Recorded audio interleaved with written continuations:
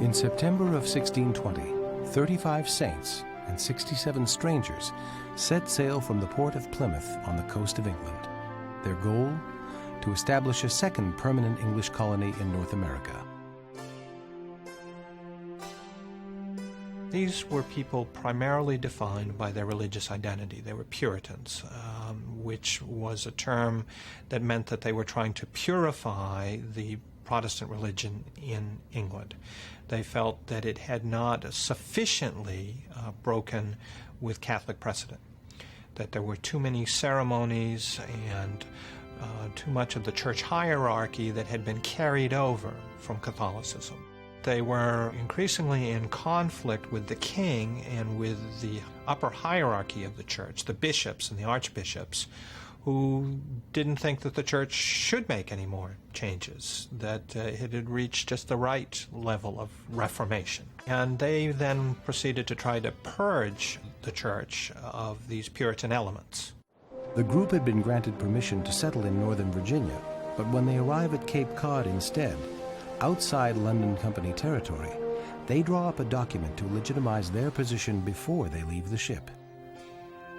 We whose names are underwritten, the loyal subjects of our dread sovereign Lord King James, do by these presents, solemnly and mutually, in ye presence of God and one of another, covenant and combine ourselves together into a civil body politic, and by virtue hereof to enact laws, ordinances, acts, constitutions, and offices from time to time, as shall be thought most meet and convenient for ye general good of ye colony, unto which we promise all due submission and obedience. It isn't long before other Puritans decide to risk the voyage.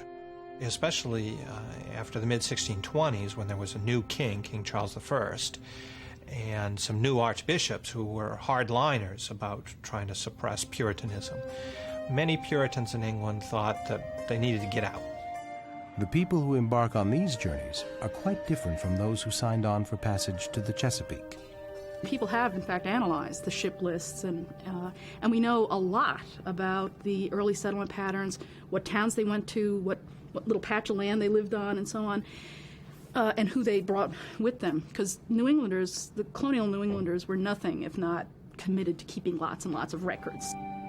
The dominant group in the migration would have been families with parents in their late 20s, 30s, even early 40s. That is to say, people of some substance and maturity.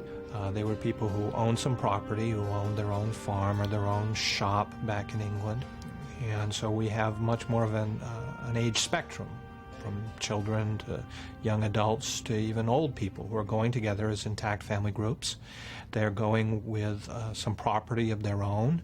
They're paying their own way. Some people crossed because they were drawn by the prospect of cheap or free land. Some people were drawn by a spirit of adventure. Some people were disappointed and went back. But the majority of New Englanders were sort of self-selecting Puritans who wanted to establish a godly community in the New World, the kind of community that they had tried and failed to establish in the Old World.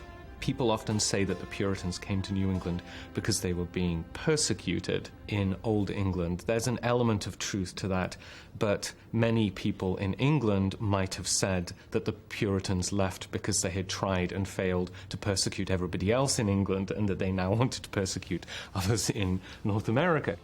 If you looked at that, you would find large numbers of people who came with a congregation, maybe not everybody in the congregation, but a big subset of a church in England would come, would travel together, and would settle together. And that's one reason all you have to do is look at the place names of New England and compare them to Old England to see a lot of that kind of continuity. And then, of course, there's the word of mouth. People writing back, people who are, in effect, the kind of advanced scouts. We're here, it looks good, you should come over. There are people who write and say, I have never been so miserable in my whole life, and I wish I could come home.